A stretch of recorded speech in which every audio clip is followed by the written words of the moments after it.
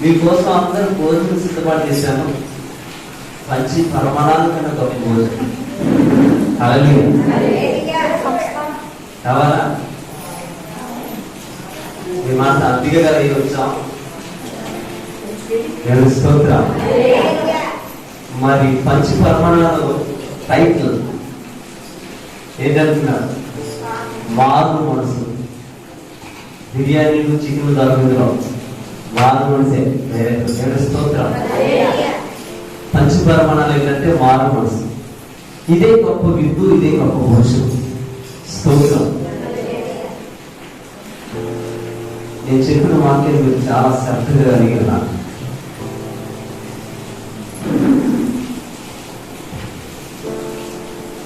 మారు మనసు.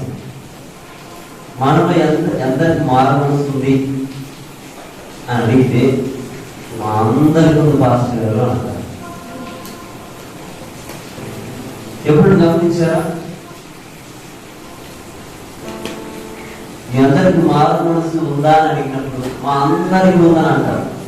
అందరికి వెళ్తారు. మీలో పాపులు ఎవరంటే మేమందరం అండి. ఒక్కడే అందరికి ఇష్టపడదు. అందరు వీడు చెడిపోయిందే కానీ ఇతరులు చెడగొట్టడానికి ఏమంటాడు? అందరు. మనందరూ పాపులమ్మా? పాపం. అందరం ఏమంటారు? పాపం చేసుకోవాలి అందరూ అనగా లేచి అందరూ అంటారు మనందరూ పాపండి, పాపులమండి మేము అని అంటారు. ఒకటి సింగల్గా లేదు ఒరియు దోషులు పాపులు అని అంటే ఏమవుతుంది చెప్పండి? ఆ నాటి మరి ఇంకో నాన్న గుడి ఆడకూడదు. గుడికే రాడు కాదు. మళ్ళీ గుడి కానీ గుడి ఆవరణ కానీ కనపడతాయి. ఎవరైనా తెలుసా? నేను గుడికి వెళ్ళండి పాస్టర్ గారికి ఎంత ధైర్యం అండి.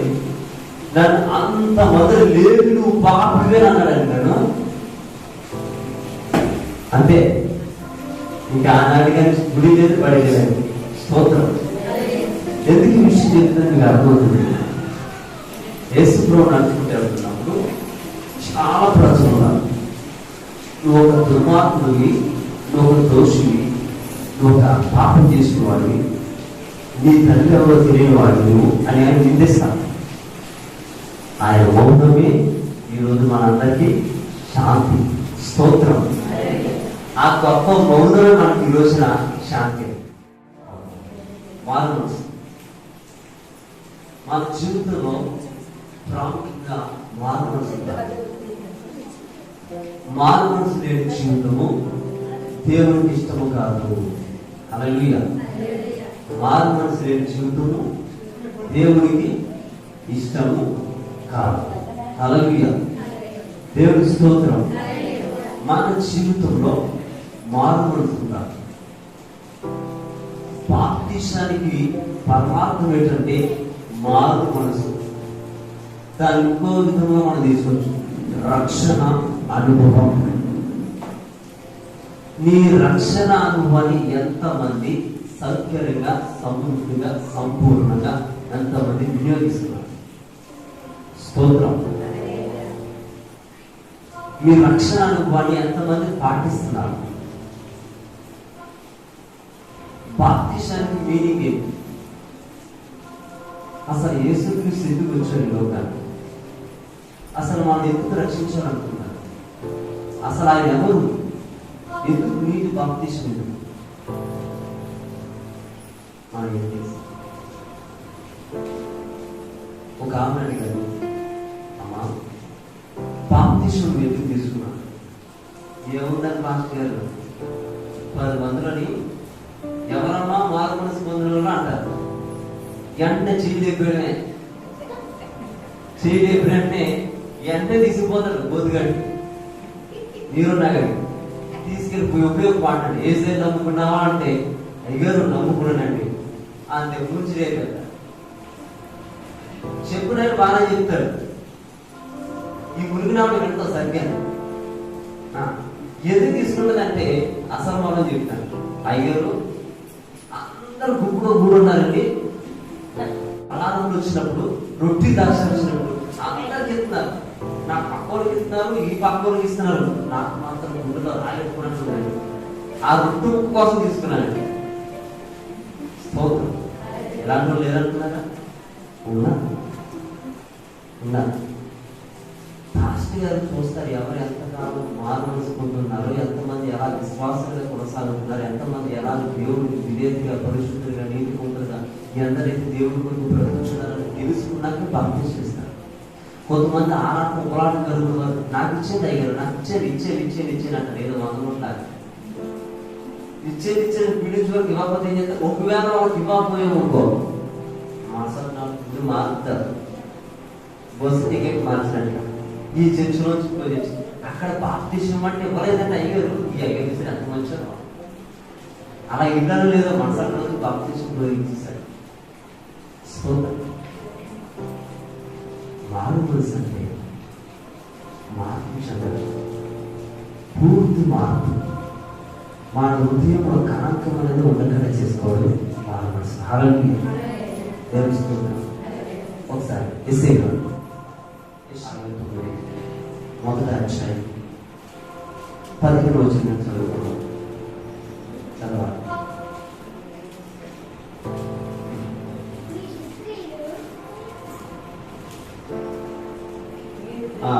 మీరు మీ చేతులతో అక్కడి నుంచి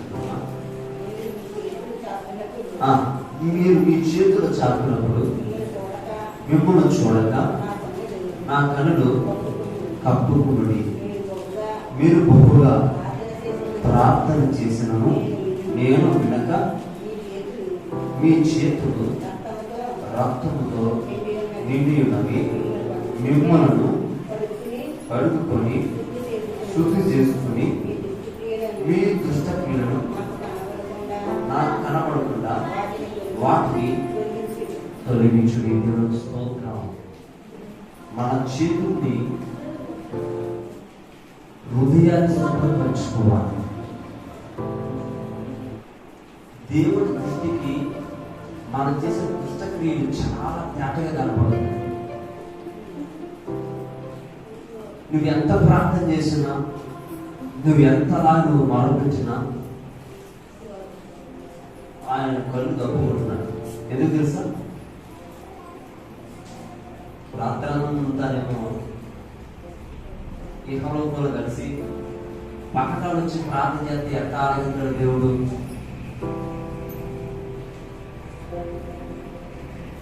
నువ్వు అక్కడిక్కడ నానా మాటల దేవుడు దూషించి దేవుణ్ణి విమర్శించినట్టుగా చేసి,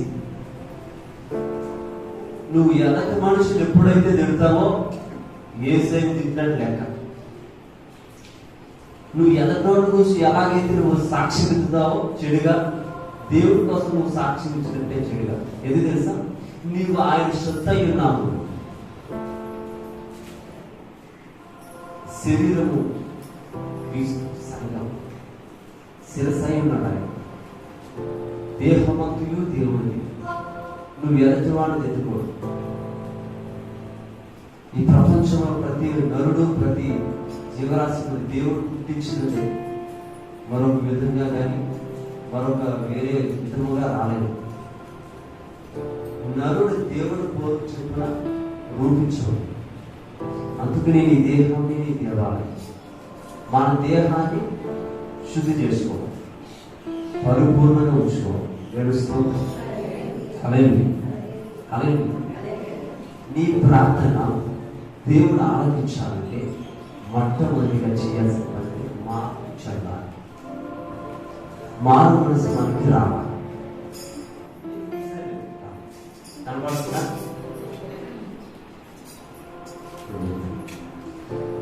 నువ్వు చీకటి నుండి, నువ్వు చీకటి లోపం నుండి, నువ్వు చీకటి గృహాల్లో ఉండి చీకట్లో కొట్టుమిటాడుతూ నువ్వు ఎంత ప్రార్థన చేసినా కనపడు. ఎలాగండి? ఇలాగే నువ్వు ఎంత పరిచయం చేయి, ఎంత దేవుడి కొరకు పాపులను నీ మనసు మారకపోతే దీని మీద కనపడలేనట్టుగా స్తోత్రం. అలాగే ఒకవేళ ఇది దీనికి అప్లై చేశాను, ఇక్కడ ఉన్నది కనపడుతుంది. ఎందుకు?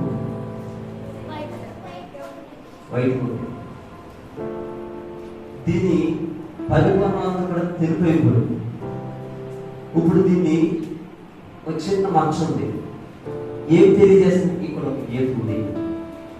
మరి దీని మీద అయితే కనపడదు. ఎందుకంటే నువ్వు చీకట్లో ఉన్నప్పుడు, పాపం ఉన్నప్పుడు ఏ తప్పు చేసినా, ఏ ఒక్క తప్పు చేసినా అది కనపడలేకుండా చేస్తుంది. హల్లెలూయా. నువ్వు ఏ దొంగతనం చేసి వచ్చినా ఇది పర్లేదు, ఇది మంచిదే. నువ్వు ఎవరు కొట్టొచ్చినా నువ్వు కష్టపడి చేస్తావు అని చెప్తాను. ఎందుకంటే ఇది కప్పుతుంది. ఈ బ్లాక్ రంగు ఏం చేస్తుందంటే నేను పూర్తిగా కప్పుతుంది. నువ్వు ఎంత రాసినా, నువ్వు ఎంత చేసినా కానీ, ఎన్ని తప్పులు చేసినా ఈ నల్ల రంగు, ఈ చీకటి ఏం చేస్తుందంటే కప్పుతుంది. కానీ అలా కాదు, దేవుడు వాక్యం అలా కాదు. చిన్నది చేసినా ఇదిగో ఇది తప్పు చేస్తున్నావు, నువ్వు మానుకో, ఇది ఈ పని చేస్తున్నావు, ఈ కార్యం చేస్తున్నావు, ఏదైతే ఈ గీతలు కనపడుతుందో నీకు హెచ్చరిక. ఇది నువ్వు చిన్నదే కదా అన్న కొద్ది ఇలా పెద్దదైపోతుంది. ఈ రకంగా చిన్నదేమైంది? ఎన్ని గీతలు అంటే ఇది పూర్తిగా ఇలా ఇలా పేపర్ అంతా ఏమవుతుంది? బ్లాక్ హోల్ వచ్చేస్తుంది. ఆల్మోస్ట్ ఇంకా దీనిలోంచి వినిపించుకోవడానికి ఇంకా అవకాశం. అందుకే నువ్వు తక్కువలో ఉన్నప్పుడే సరిదిద్దుకో. స్తోత్రం. నువ్వు మొదటి మెట్టులో ఉన్నప్పుడే, నువ్వు మొదటి ఏదైతే నువ్వు ప్రారంభంలో దాన్ని అణిచివేసుకో. నీకు దూషణలు ఎక్కువగా విరోధంగా మాట్లాడడానికి ఇష్టం, దాన్ని తగ్గించు. అది తగ్గించడం పెరిగి పెద్దదై నీ దేహాన్ని పాడు చేస్తుంది. హల్లెలూయా. నువ్వు తక్కువనే చేయాలి కార్యక్రమం. దీన్నే మారు మనసు అంటారు. ఉన్న తప్పుని తీసుకుంటేనే సరిదిద్దుకోవడం మారు మనసు. ముఖ్యమైన ప్రణాళికైన గొప్ప మాట ఏంటంటే మార్పు చెందుట. ఇది నువ్వు మారలేదనుకో, ఇది అలాగా పెరిగి జీవితాన్ని అతలాకుతలం చేస్తావు. హల్లెలూయా.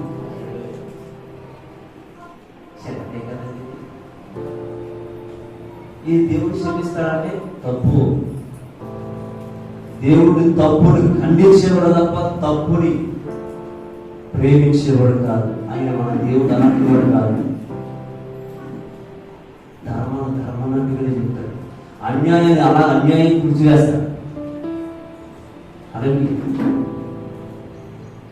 ఒకవేళ అనుకోవచ్చు, నేను ఈ తప్పు చేశాను కదా, నేను ఇంత పరిచయం చేస్తే జీవ కిరీటం ఎక్కేస్తాను, నాకు జీవ కిరీటం వచ్చేస్తుంది అనుకుంటున్నాను. తప్పు సరిదిద్దుకోవాలి. నీరున్న ఏదైతే ఉందో దాన్ని తీసివేసుకొని ముందుకు కొనసాగాలి. హల్లెలూయా. ఎవరు చూసి వచ్చారులే, పక్కనట్లో దొంగతనం చేస్తే ఎవరు చూసి వచ్చారులే, నేను ఏం తప్పు చేసినా గమనించు. పాపం అంట పెరిగి పెద్దది మరణానికి దారి తీసిన. అది చిన్నదైనా పెద్దదైనా నీ కొనుక్కుంటూ వస్తాయి, కష్టపడితే వస్తాయి. దేవుడు ఆ బలము శక్తి ఆ తమ్ముడికి దయచేశాడు.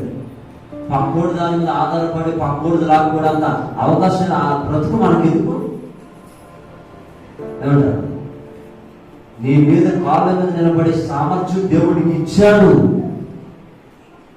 ఆ సామర్థ్యాన్ని పోగొట్టుకున్నామంటే మిగిలేది నాలాంటి చీకటే, కారు చీకటి. వెలుగున్న చోట చీకటి మాయమైంది.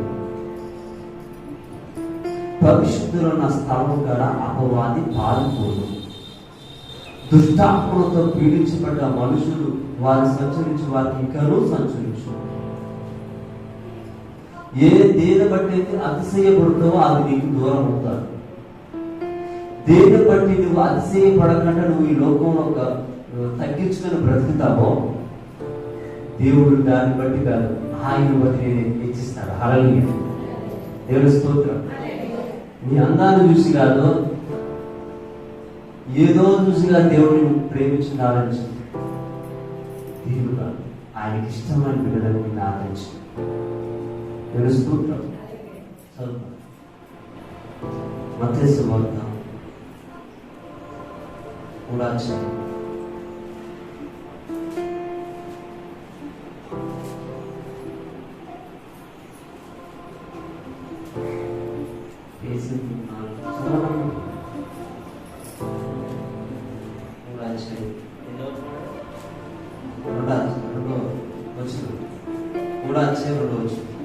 వచనం. పరలోక రాజ్యము సమీపించుచున్నది, మారుమనసు పొందుడని యోదయ అరణ్యములో ప్రకటించుచుండెను. ప్రభు మార్గము సిద్ధపరచుడి, ఆయన త్రోవలు సరళము చేయుడని అరణ్యములో ఒకటి శబ్దము అని ప్రవక్త యెషయా ద్వారా చెప్పబడినవాడతడే. దేవుని స్తోత్రం. హల్లెలూయా.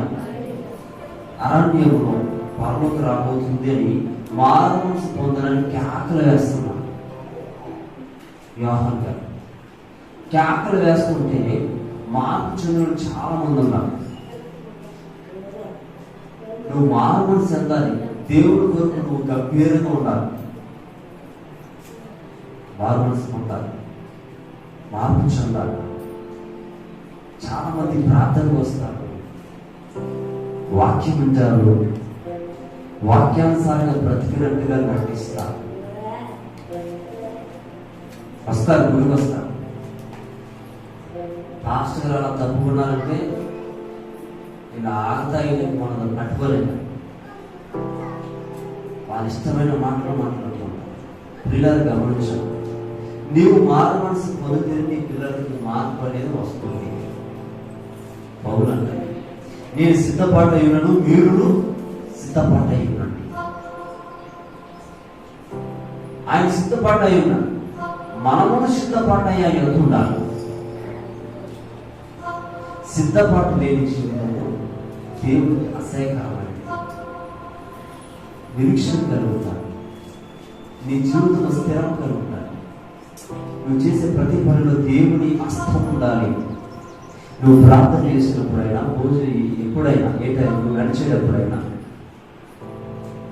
నువ్వు ప్రార్థించేటప్పుడు, వాక్యం చదివేటప్పుడు, భోజనం చేసేటప్పుడు, త్రావణం నడిచేటప్పుడు, అన్ని విషయాల్లో దేవుని హస్తం ఉండాలి. దేవుని హస్తం లేని వేళ నువ్వు ఎంత దూరం పరిగెట్టినా ఆ ప్రయత్నాలన్నీ కూడా విఫలమవుతాయి. హల్లెలూయా. మన జీవితాన్ని కలుపు, నోరు, చేతులు పాడు చేస్తుంది. మొట్టమొదటి దేని ద్వారా వస్తుంది పాపం అనేది? నేత్రాల ద్వారా, కళ్ళు ద్వారా వస్తుంది. కళ్ళుతో చూస్తాం, చేతులతో చేస్తాం, నోటితో మాట్లాడతాం. ఇవన్నీ చేసే లాస్ట్ దేహాన్ని పాడు చేసుకుంటాం. గమనించండి, మనం చెయ్యొద్దు, నేను చేయకూడదని అనుకుంటాము, అయినా కానీ నీ మీదకి వస్తూ ఉంటుంది ఆ సాతాను ప్రభావం. ఆ సాతాను అలా దూకుడుగా వస్తూ ఉంటుంది. ఆ సాతాను ప్రభావానికి ఆగాలంటే నీలో ఉండాల్సిన పవిత్రమైన హృదయము, పరిశుద్ధమైన ఆయన ఆత్మ పొంది ఉండాలి. తెలుసుకో, వాక్యానికి నువ్వు నెమ్మది కలిగి వాక్యాన్ని తట్టు నువ్వు తిరగాలి, వాక్యానుసారంగా నువ్వు బ్రతకాలి. ఎటువంటి దురాత్మ వచ్చిన నేనేమీ చేయలేదు. నువ్వు నిటారుగా స్థిరము కలిగి ఉండాలి. పిజ్జలు కడతారు, భయంకరం వాటర్లో కడతారు పిచ్చి. ఎందుకు కడతారు? దాన్ని పునాది చాలా స్ట్రాంగ్గా ఉంటుంది. అది అతి జనపరచలు నివసించడానికి ఆ పిచ్చి కడతారు. కానీ అది సిద్ధంగా ఉంది, అలా ఉంటుంది, 8 సంవత్సరాలు ఉంటుంది. ఎందుకు పడిపోతుంది? దాని పునాది బలమైంది. యాక్చువల్గా అందులో వాటర్ ఉంటుంది, దాని పునాది కూడా. అంత నీరు ఉన్నప్పుడు ఓరదండి, ఖచ్చితంగా ఓడడానికి ఉంటుంది. కానీ ఆ పునాది అంతా స్ట్రాంగ్ ఉండడానికి కారణం ఏంటంటే దాన్ని వేసిన ఇంజనీర్ చాలా బాగుగా వేస్తారు. నువ్వు వేసుకున్న పునాది, నీ మధ్యన దుర్మార్గులు ఉంటారు, దుష్టాత్ములు కలిగిన వారు ఉంటారు, వ్యభిచారులు ఉంటారు, అబద్ధాలు ఉంటారు, కొండాలు చెప్పి ఉంటారు, కపటమైన మనసు కలిగిన వారు ఉంటారు, స్వార్థకరమైన మనుషులు ఉంటారు. ఈయన మధ్యలో నువ్వు బ్రతికినప్పుడు కూడా నువ్వు నిఠారుగా శ్రమ కలిగి ఉండాలి, బలము కలిగి ఉండాలి. నీ పునాది రానాటి దాన్ని బలపరచుకోలేక వస్తాయి, ఇబ్బందులు వస్తాయి, నిందలు వస్తాయి, సాతాను శోధిస్తే దీన్ని చూసి నిరాశను నిస్పృహను కుంగిపోయావంటే నీవు చేతకన్నా అన్నమాట. దీన్ని చూసి కృంగిపోకూడదు, ధైర్యము కలిగి దాన్ని ఎదురు ప్రార్థించాలి. అది క్రైస్తవుడు లక్ష్యం. ఎదుర్కొంటాడు తప్ప దాని గురించి పారిపోడు. ఎందుకు తెలుసా? ఆ ధైర్యం దేవుడిచ్చింది, ఆ దేవుడిచ్చాడు. అది మనుషులు ఉన్నప్పుడు మనుషులు లేరనుకోలాగా చేయొద్దు. భక్తి, నీ భక్తిని దేవుడికే కనపడాలి, నీ ప్రార్థన దేవుడికే కనపడాలి, నీ పరీక్ష దేవుడే చూడాలి. అదే 4 వచ్చేది మత్తయి సువార్త 4 వచ్చేది 17 వచ్చిన 4 వచ్చి 17 వచ్చి ఇదిగో మరియు 4వ అధ్యాయం 17 వచ్చి 17. అప్పుడు యేసు అప్పటి నుండి యేసు పరలోక రాజ్యం సమీపించున్నదని గనుక మారు మనసు పొందునని చెప్పుచు ప్రకటింప మొదలుపెట్టాను. హల్లెలూయా. ఏమంటున్నాడు? మారు మనసు పొందు, మారు మనసు పొందు, పరలోక రాజ్యం వస్తుంది, పరలోక రాజ్యం వస్తుంది. మార్పు చెందు, మార్పు చెందు, మార్పు చెందు. 365 రోజులు కూడా మార్పు చెందు. ఎప్పుడు చేద్దాం? రోజు చెప్పడం వాక్యం, మార్పు చెందండి, మార్పు చెందండి. ఆయన అలాగే చెప్తాడు, లెక్కగా ఉంటాడు. ఆయన అలాగే చెప్తాడు, మీరు అలాగే వస్తుంటారు. మార్పు చెందండి, మార్పు చెందండి. పరలోక రాజ్యం రాబోతుంది. నిస్ఫూర్తమైన హృదయాలను తీసేయండి, గర్వించే హృదయాలను తీసేయండి. దేవుడి కొరకు బలమైన సాధనగా ఉన్నాను. నీ ఆత్మను నీ చేసిన ప్రతి కార్యము దేవుడు కలుగుతుంది. ఎంత ప్రయాసపడినా అర్థమే దానికి. ఆ ప్రయాసానికి ఏమాత్రం ఉపయోగం లేదు. చదువు మత్తయి సువార్త 10వ అధ్యాయం 7వ వచనం.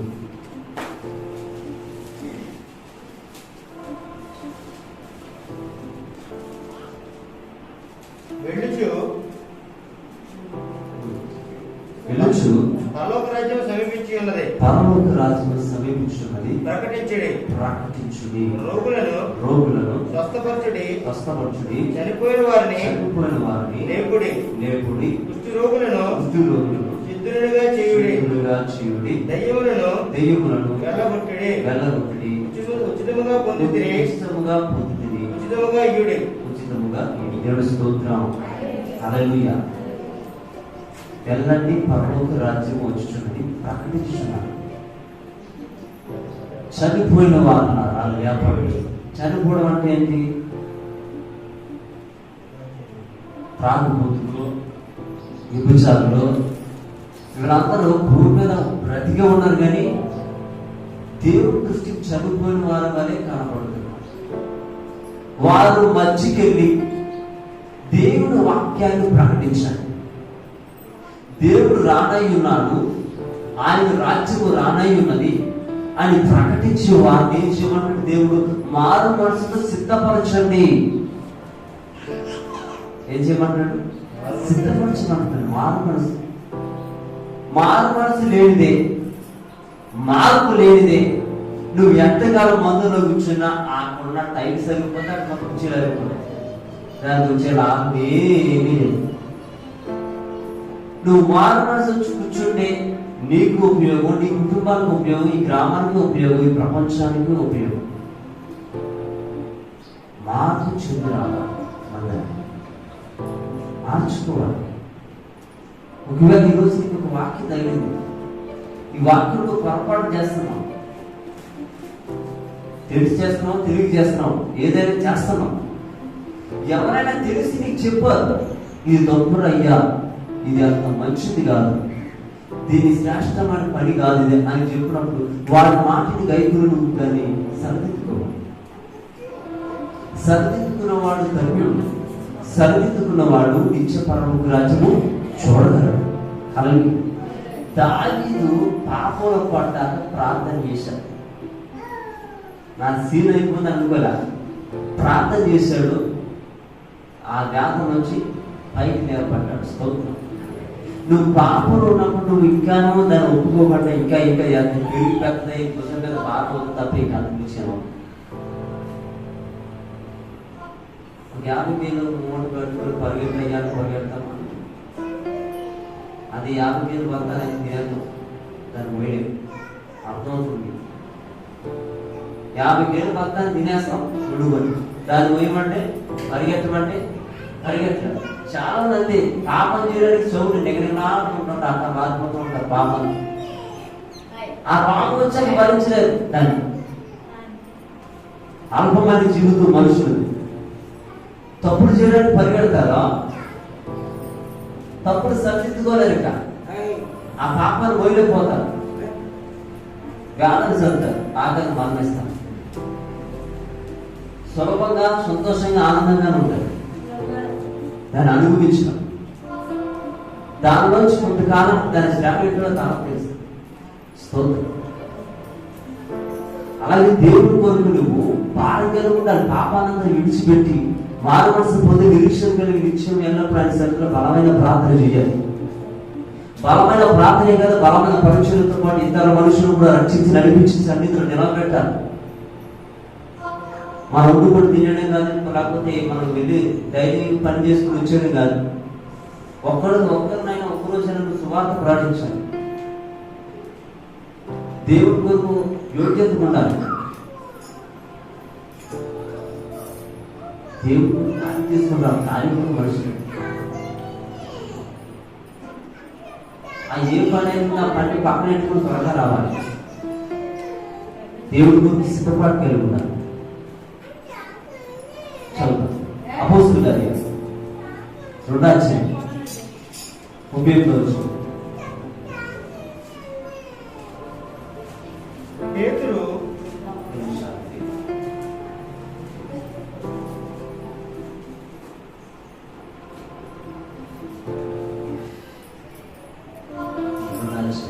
పేతురు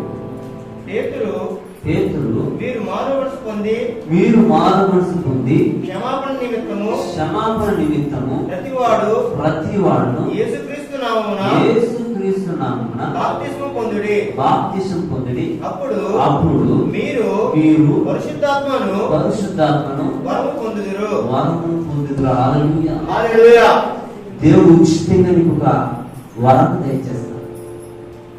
మారు మనసు పొంది బాప్తిస్మం తీసుకుంటే దేవుడికి అనుగ్రహించబడే వరం ఏంటంటే పరిశుద్ధాత్మ. ఎప్పుడైతే నీలో మార్పు వస్తుందో, ఒప్పుదల అనేది నీలో ఉంటుందో, ఆటోమేటిక్ గా దేవుడు పరిశుద్ధాత్మ నీలోకి ఏం చేస్తాడు? పంపిస్తాడు. పంపించిన క్షణమే నువ్వు దేవుడి దృష్టికి ప్రకాశమైన వెలుగుగా కలుగుతావు. చాలా మంది ఆఫ్ లైట్ వెలుగుతున్నమాట, తక్కువ చిన్న లైట్లు మనం గమనించాలి. ఈ పక్క ఎర్ర బల్బు, ఈ పక్కన తెల్ల బల్బు పెడతాం. తెల్ల బల్బు వేసేది, ఎర్ర బల్బు ఏమో సాధారణ. ఈ రెండింటిలో ఏది ఎక్కువ వెలుగుతుంది? ఎర్ర బల్బే. సాధారణ బల్బు ఎరిగి ఎప్పుడో ఒక అరగంటలో ఎరుగుతుంది తెల్ల బల్బు. కానీ ఈ బల్బు పగిలిపోద్ది. సాధారణ అన్ని పాపాలు ఉంటాయి, అన్ని తప్పులు ఉంటాయి. కానీ ఏమి అన్నట్టుగా మేమందరం పాపం అందరం కనుకుంటాం. మనం ఒప్పుకోం. ఎప్పుడు వాడి మీద నింద పొందుతాం. వాడు ఎలా ఉంటాడు, వాడు అలా ఉంటాడు, వాడు అలా ఉంటాడు, ఈ బాధ్యత రాదు, వీడు అట్లా ఉంటాడు, వీడు అలా ఉంటాడా. మన జీవితాలు సరిదిద్దుకో. ఎప్పుడు నీ కలి ఎంతసేపు ఆశ అవుతుండో మనం మార్చడానికి ఆస్కారం ఉండదు. ముందు మనం సరిదిద్దుకోవడానికి ప్రయత్నిస్తూ ఉండాలి. ప్రతిదినం నేను ఎలా బ్రతకాలయ్యా, నీకోసం నేను ఎలా జీవించాలి, నీకోసం ఎలా బ్రతకాలి, ఏసే అడుగుతున్నాను, ఇలా బ్రతుకుతున్నా. దేవుడు పక్కన చదువుతుండాలి, నేను ఎలా బ్రతకాలయ్యా, నువ్వేమో దేవుడికి ఇష్టంగా బ్రతుకుతూ ఉండాలి. 2 పనులు చేస్తున్నాడు. ఆయన అడగాలి, నువ్వు చెయ్యాలి. ఒకటే చేస్తాం, అడగడం ఒకటే చేస్తాం, చెయ్యి.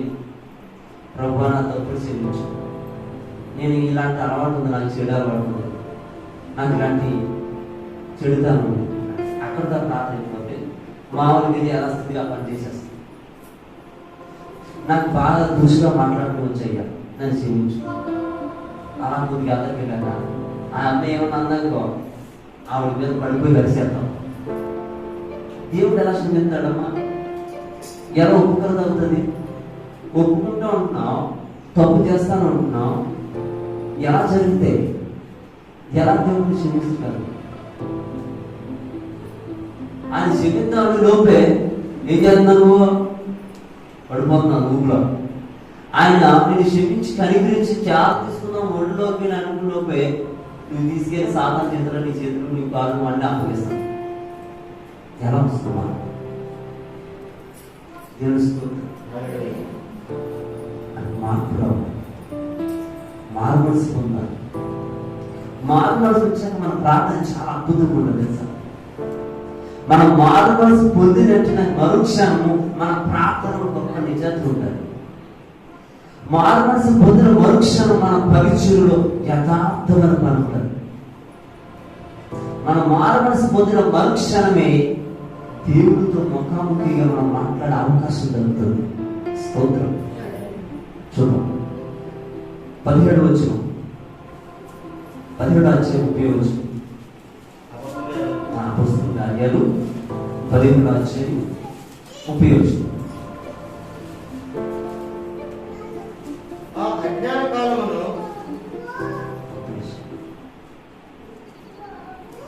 అజ్ఞాన కాలములను దేవుడు చూచి చూడనట్టుగా ఉండేను. ఇప్పుడైతే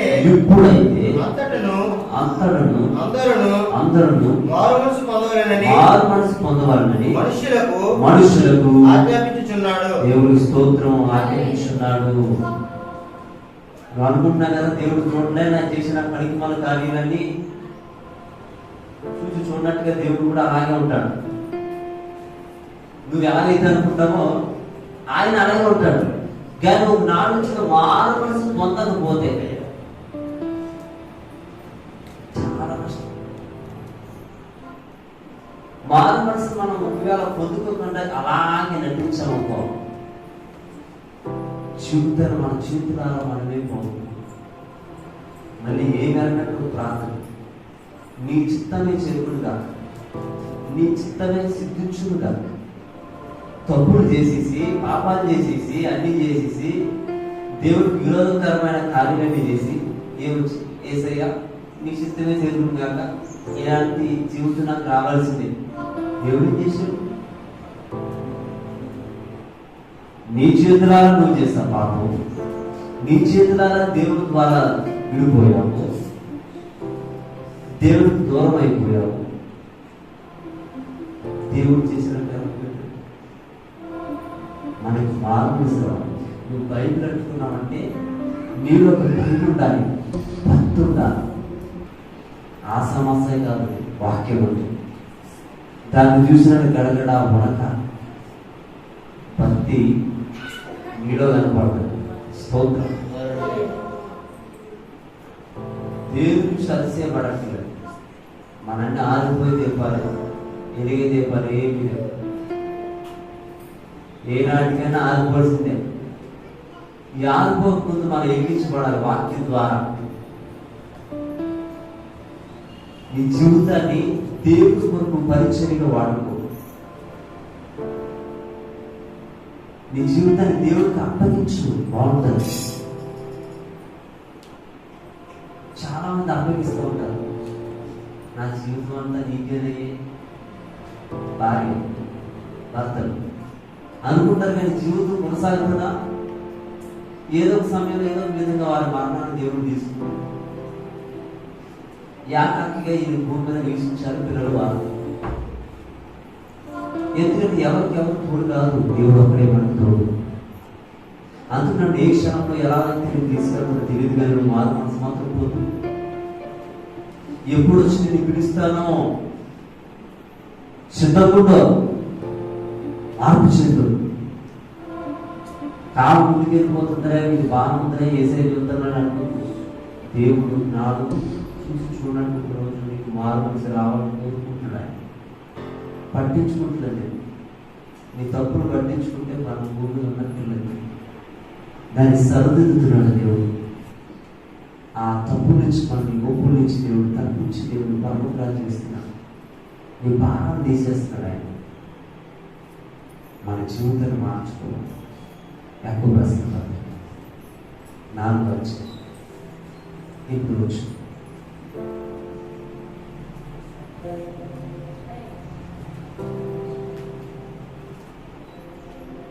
ఏదో అక్కడ చూడదంటే ఏదో బైబిల్ తెచ్చుకున్నాము. ఒకవేళ బైబిల్ చూడదంటే ఆవులందులో నిద్రలో పురుగులో వచ్చానంటే నాకు వచ్చే ఇప్పుడు వచ్చిన యాకోబు రాసిన పత్రిక 4:8 వచ్చి దేవుని యొద్దకు రండి, అప్పుడు ఆయన మీ యొద్దకు వచ్చెను.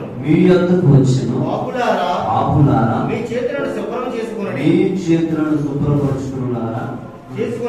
చేసుకుని విమర్శకులారా మీ హృదయములను పరిశుద్ధపరచుకునండి. దేవుని స్తోత్రం. దేవుడు మీ యొద్దకు వచ్చాడు.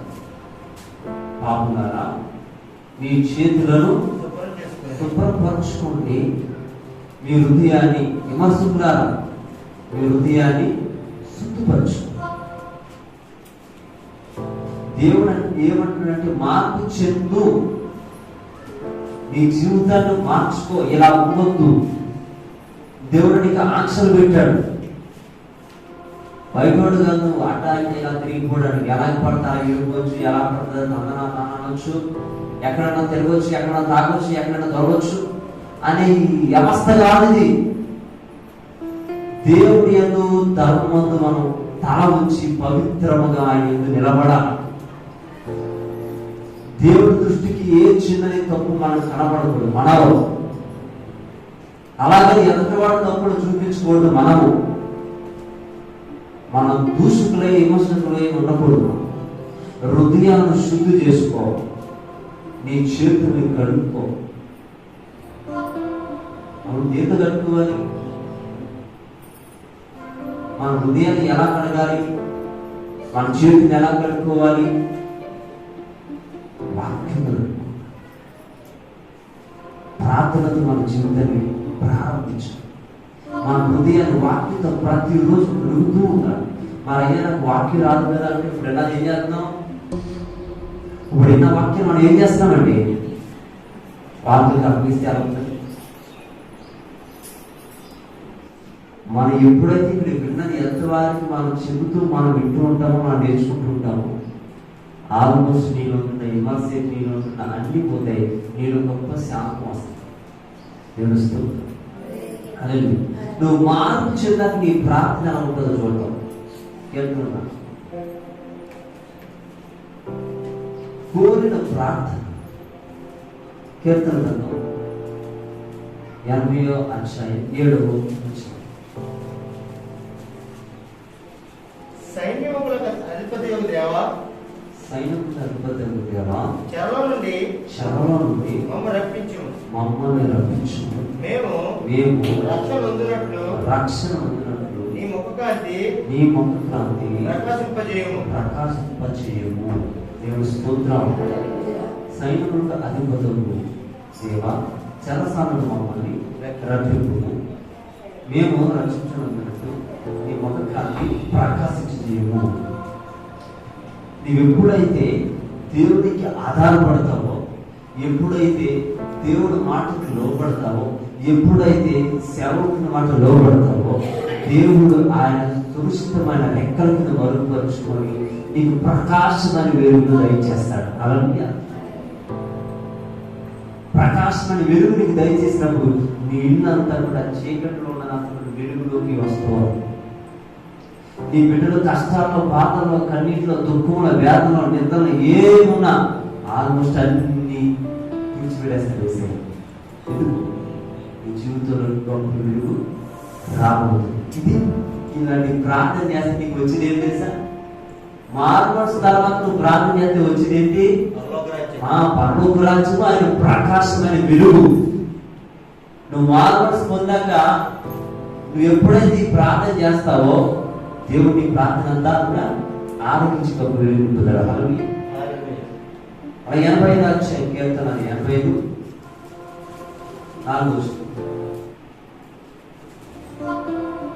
మా రక్షణకర్తవు దేవా, మా రక్షణకర్తవు దేవా, మా వైపునకు తిరుగుము, మా వైపునకు తిరుగుము, మా మీదనున్న నీ కోపము చాలించుము, నీ కోపము చాలించుము, ఎల్లకాలము మా మీద అప్పగించదవా. దేవుని స్తోత్రం. హల్లెలూయా. మా రక్షణకర్తనే దేవా, మా మీద ఉన్న పాపమంతా తిప్పుకోము. ఎప్పుడైతే నువ్వు మారు మనసు కలిగి దేవుడి పట్ల ఉంటావు, ఆయన పాపం మాత్రం కూడా ఏమవుతుంది? నువ్వు ప్రార్థన చేయగానే ఆయన పాపం మాత్రం చాలా అలా అయిపోతుంది. నీలో ప్రార్థన ఉండాలి, నీలో మారు మనసు ఉండాలి, దేవుడికి విధేయత ఉండాలి.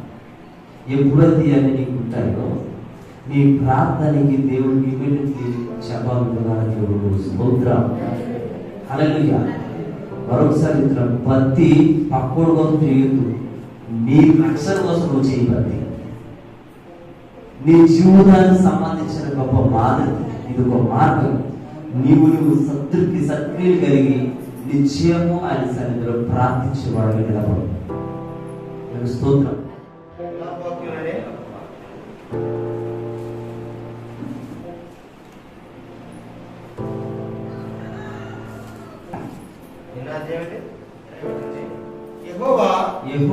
నీవు మమ్మను నీ తట్టు తిప్పిన యెడల మేము తిరిగేదము. మా పూర్వస్థితి మరలా మాకు కలగజేయము.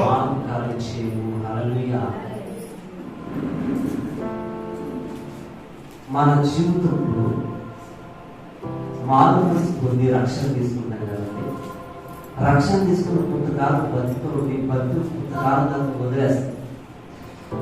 మనం ఆ వదిలేసిన భక్తిని, దేవా నా ప్రభా నా భక్తిని మునుపటి పూర్వం ఎలాంటి భక్తుతో అది మళ్ళీ ఒకసారి రప్పించుము.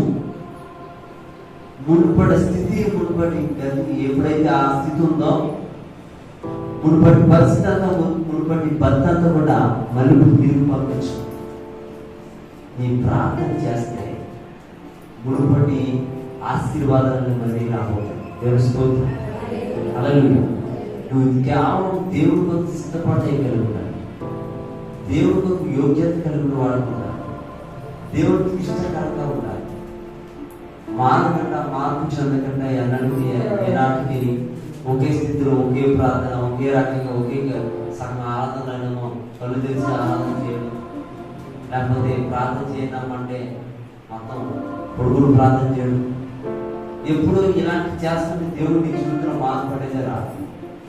నువ్వు చర్చలోకి వచ్చే నీ జాస, నీ ఆలోచనలు, నీ తలాపులు అన్ని కూడా దేవునికి మహిమార్థమై ఉండాలి. దేవుడి స్తోత్రం. హల్లెలూయా. మన మందిరాన్ని త్వరగా సిద్ధపాటు కలిగే ఆలోచన మనం ఉండాలి. ఎప్పుడైతే ఇది ఉంటుందో నీ జీవితంలో, ఎప్పుడైతే ఈ ఆలోచన నీ జీవితంలో ఉంటాయో నీ మార్పు మనసు నీ బాప్తిసము పరమాత్మనే ఉంటుంది. నువ్వు చేసిన ప్రతి కార్యం గొప్ప విలువ ఉంటుంది. ఇదేమీ లేకుండా దేవుడికి విరోధమైన కార్యాలు చేస్తాయి, దేవుడికి ఇష్టమైన కార్యాలు విరోధమైన కార్యం చేస్తాయి. నీకు అనిపిస్తుంది దేవుడికి ఎంత విరోధంగా బ్రతికారో అంత నష్టంగా కూడా తెచ్చుకుంటారు. దేవుడికి ఎంత ఇష్టంగా మీరు బ్రతుకుతారో మీ జీవితం అంత తీసుకోబడుతుంది.